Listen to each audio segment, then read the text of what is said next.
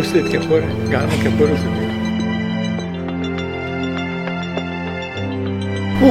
Kaip įdomu, kokie pirmi dalykai, ką mes padarome, kai grįžtame, pažiūrim ar šunys ir katės namuose. Pasisveikinu savo šuniu ir išvedu iš karto lauką, kiekvieną kartą. Įsijungiu muziką.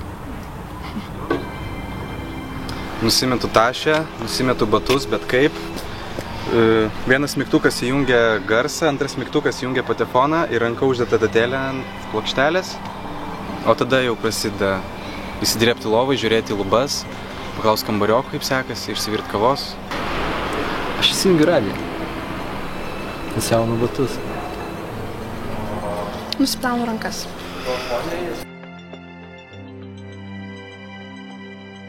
Tai aš labiausiai pasiilgstu tylos, kai gali pabūti su savim, kai nėra jokių aplinkui žmonių ir tiesiog tas atšilini savo vienas, klausai muzikos ir viskas. Šviesos, tvarkos, savo tvarkos. Mylinčių gyvūnų, vaikų, turiu savo aplinką, kurioje atsipalaiduoju. Jos. O tik tai mano šuniuką į kačių. Reikėjo sakyti žmonos. O, užmiršau, iš žmonos, žinoma. Ne, tu negausi po vakarienės.